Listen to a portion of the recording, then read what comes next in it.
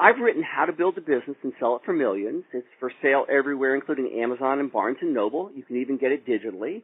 And you'll find 20 chapters on how to grow a business and 20 chapters on how to sell a business. This book is based upon my time in boardrooms and factory floors for 25 years, where I saw people who had their business crash and burn because they ignored good advice. And I saw other people in the boardroom getting $100 million checks. This book can be a time machine where you change your future. You learn from the successes and failures of others.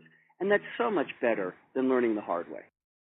The downturns affected quite a lot of businesses and put a tremendous pressure on them. And one of the things that's rather remarkable is it's created a great hesitancy for people to start a business. And what people have to remember is all of these cycles change. And we're about to face a cycle that's going to produce tremendous returns for business owners. And by that I mean there are people who regularly buy businesses. They've been short on capital and they've been conservative in their purchases.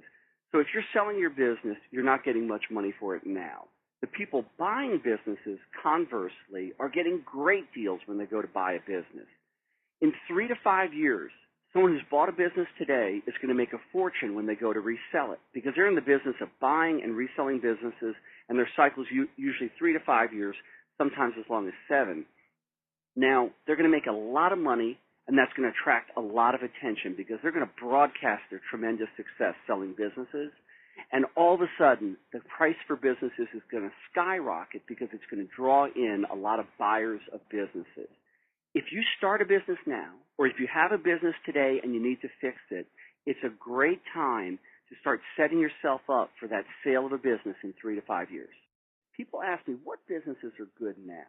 Now, I think the first thing you have to do is do something you love because you're going to be doing a lot of it. The second thing I would say is follow the money. The government's going to be spending a lot of money in the next few years on energy and infrastructure. It's interesting because a lot of people who are out of work have no choice but to start a business. I work with many people, and unfortunately, they might be at an age in their life where they really feel there's age discrimination they're suffering from, and they're going ahead and saying, you know, I've got 20 more years of gainful employment, but I can't get a job. I'm going to go ahead and do my own thing. And I counsel them to make sure they do it the right way. You know, they put together a business plan. They make sure they hit the top criteria because it is far worse to start and fail than not start at all. So it is very important to go into it with eyes open. Too many people starting a business have a dream instead of a business plan. And I don't want to shatter their dream. I want them to succeed. It's not enough to have a good recipe to start a restaurant. It's not enough to be a good carpenter to succeed as a contractor. You've got to have a good plan, and you've got to think of all the things that can go wrong and protect against them.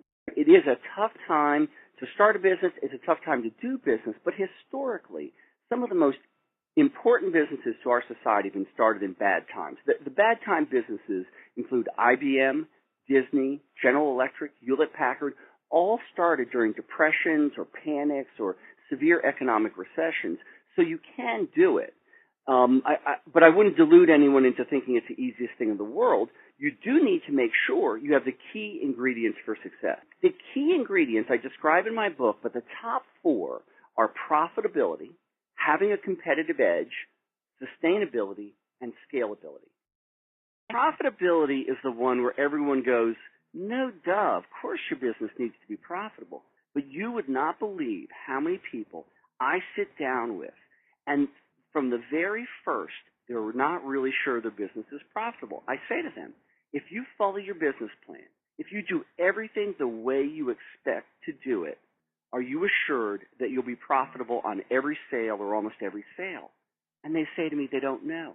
And the truth is, when they go into business, many of them realize all they've done is spend their life savings on a business, and they end up going out of business because they haven't developed a realistic business plan that they've had people look at and judge and give them a real good gut check to see if it will work or not. So profitability is critical.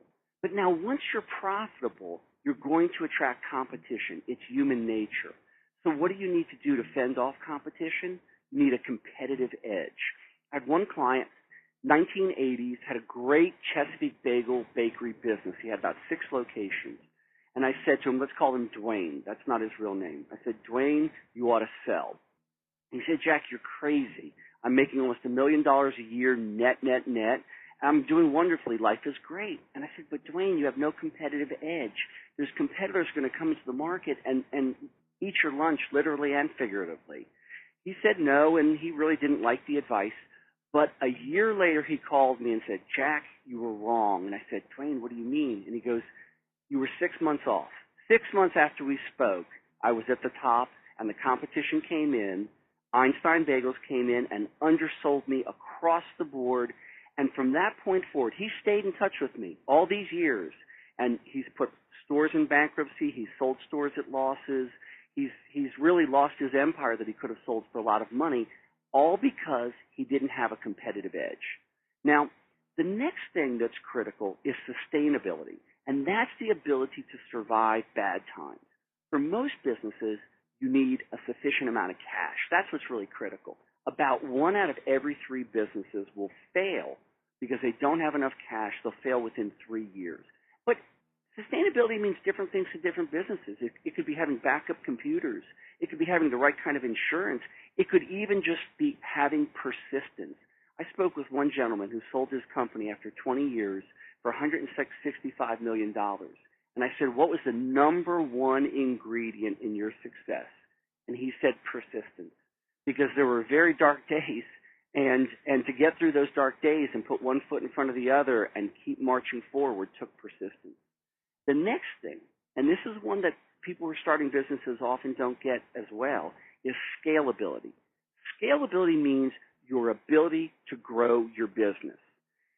So that somebody who buys your business for $10 million can grow it to a $20, $30, or $40 million business. Because if they can't grow your business, why buy it? They'll just buy bonds and take no risks. So they want to know they can build your business. Too often, small business people think small. They don't think about growth in every decision they make like they should. They don't build an executive team. They don't build infrastructure that will grow with the business. They might rent space for a store that's too small and that won't grow with the business, or buy computers and phone systems that don't grow, that just, frankly, have to be thrown out because they can't be scaled up. There's all kinds of things that go into being scalable, but it's critical to attract the right kind of purchaser. Now, there's many other things I go into with the book. The first 20 chapters in how to build a business and sell it for millions are all about what you need to do to grow your business, and the second 20 chapters are what you need to do to sell it. The top mistake that business owners make is not starting with enough capital. 1 out of 3 businesses will fail within 3 years because they don't start with enough capital. They can have the best idea in the world, the best team, the best product, but you have to have enough money to be able to implement. You should count on losing money, and in my book I go into the fact that you should identify what I call the launch period. And in the launch period, your expenses exceed your revenues, and you need to calculate how much that shortage is going to be and make sure you not only have that shortage plus an additional 10 to 20% so that you will get through the difficult period until you're consistently profitable. In most of these cases, they're going to be drawing upon savings. This is a difficult situation. Raising money is difficult. I go into the book in the various sources of raising capital. And for many people, I have to say, wait until you have enough capital. But getting capital is one of the most critical things in having a successful business. If you don't, you're doomed to failure even with the best idea. But you can have some brilliant people that found a business that aren't perfect at everything, and that's why you should have an executive team, because your executive team should take over major functions of the business. Simply put, your business should not be a one-man show. It shouldn't be the Bob show, which I talk about in my book, where if Bob gets hit by a bus, there is no company. One of the things that I experience all the time is what I call the founder's dilemma. There is a type of person that's perfect for starting a small business. They're hardworking. They're a perfectionist. They make sure they get every detail right. They're completely accessible to their customers. They do it all. They can get a small business off the ground and doing wonderfully, and their customers love them. But then when they go to grow their business, they're terrible at delegating. They're terrible not being in the limelight. They want to be the one that's achieving everything. And they don't want to hire talented people because they're afraid they'll get all the acclaim and they won't get the acclaim. They need to learn to change from being the star player like Michael Jordan, to the star coach like Phil Jackson. And that's a very important transition some people can't overcome. My hard way rules are the things that you usually only learn the hard way. And being a competition factory is one of them. Most folks, they start a business, they bond with their team, their employees, their colleagues, and they never think that they're going to leave and set up shop across the street. I just met with a very nice man a few weeks ago who told me he finally put non-compete agreements in place with his employees after the third employee left him and set up a competing business. So not being a competition factory is all about saying, I'm going to provide great jobs for my people, but I'm not here to set them up as competitors. So there's several things that you should do to avoid being a competition factory. First, where it's legal, have non-compete agreements with your employees so they can't steal your business, your customers, your employees, your secrets, etc.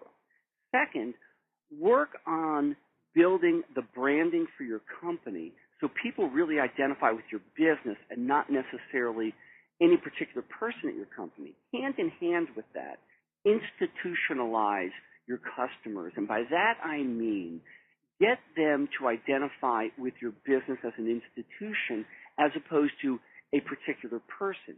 You want your customers working with a variety of people at your company, not just one, so that if any one person leaves, it doesn't hurt the relationship between your business and that customer. They feel comfortable working with other people who work at your business. And there's a variety of other things you can do to prevent being a competition factory. You know, the airlines give out mileage, so you'll keep coming back. Well, businesses can do the same kinds of things that get their customers bonding with the company and coming back.